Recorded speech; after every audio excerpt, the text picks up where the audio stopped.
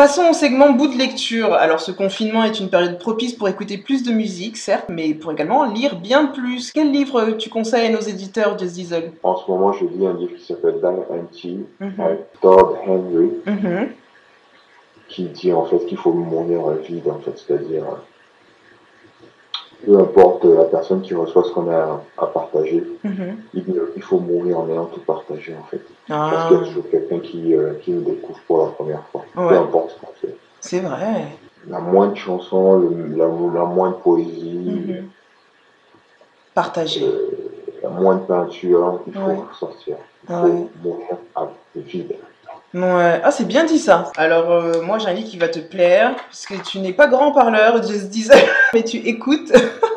J'ai grandi, on m'a toujours dit écoute, écoute, écoute, Ouais, écoute, ouais, écoute, écoute. ouais. Écoute ce que les gens ne disent pas. C'est Et vrai. apprends à dire de façon concise, Hmm. bien, les gens diraient en 3 phrases. Ouais, c'est vrai. Et donc, moi, je t'ai toujours connu comme ça. Et je pense que ce livre que je vais conseiller va te plaire. Il s'appelle Écouter. Pourquoi la véritable écoute ouvre de nouvelles perspectives. C'est de Bobette Buster. C'est un petit livre de poche qui creuse le sujet de l'écoute par cette scénariste et conférencière américaine. Donc pourquoi écouter, mais plus encore, donc ce que l'écoute, le sonore produit en nous. Donc toi qui es DJ, tu sais de quoi je parle dans nos Bien sûr. souvenirs, c'est ça?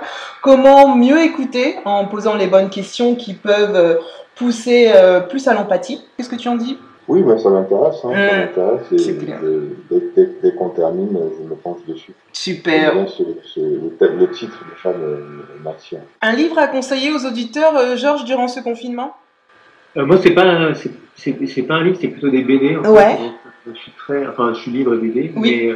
mais j'ai relu Les Vieux Fourneaux, qui est une série justement c'est une BD, donc c'est une série en BD de personnages, de personnes âgées en fait, d'anciens syndicalistes qui refont le monde et c'est très drôle et ça donne plein d'espoir. Enfin, vraiment, tu dis que la vie elle est chouette parce on les voit revivre leur vie, tout ce qu'ils ont pu traverser, etc., tout ce qu'ils ont pu vivre, et c'est très drôle, et c'est vraiment, pour le coup, c'est, en tout cas pour quelqu'un comme moi, ça me fait marrer, et je le souhaite à tout le monde parce que la série est top. C'est écrit par ou dessiné par? C'est Lupano Koé, Mhm. et c'est aux éditions d'Argo. D'accord, ok.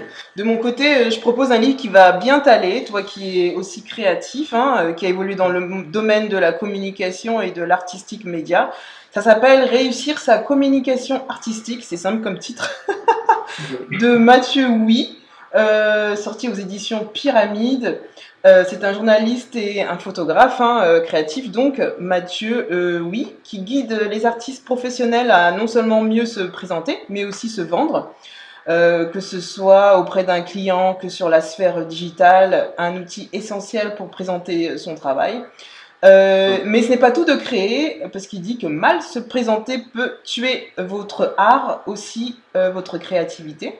Donc un livre riche en conseils pour développer par étapes sa mise en avant, bien choisir les plateformes qui seront sérieusement utiles et pas toutes en même temps, selon aussi son art. À ton tour, Jules Nathan, pour conseiller à nos auditeurs un livre à découvrir durant ce confinement. Bah, j'ai un livre que j'aime bien, je commençais à lire il n'y a pas trop longtemps, environ un mois. Oui. Donc le thème c'est L'art de vivre selon Dieu. Ouh, Voilà, ok. c'est un livre qu'un ami m'a conseillé, un de mes responsables de l'église. Ok. Écrit par qui? C'est écrit par Alfred Kurn. D'accord. Alfred Kurn qui est considéré comme une bibliothèque biblique. Voilà. Et ce livre-là, c'est un livre qui regroupe par thème et par sujet les proverbes de Salomon. Donc c'est un livre qui est basé essentiellement sur le livre de proverbes de Salomon qui se trouve dans la Bible. Et c'est un livre très très utile parce que ça parle de pratiquement tous les thèmes que le roi Salomon a traités, que ce soit la richesse, la gloire, la sagesse, l'intelligence, le savoir-vivre. Pour ma part, et parce que je pense qu'il te sera utile pour tes projets personnels, comme tous ceux de nos auditeurs, j'espère, C'est ça, le marketing de Seth Godin. Il rajoute « On ne vous verra pas tant que vous n'aurez pas appris à voir » au niveau du titre.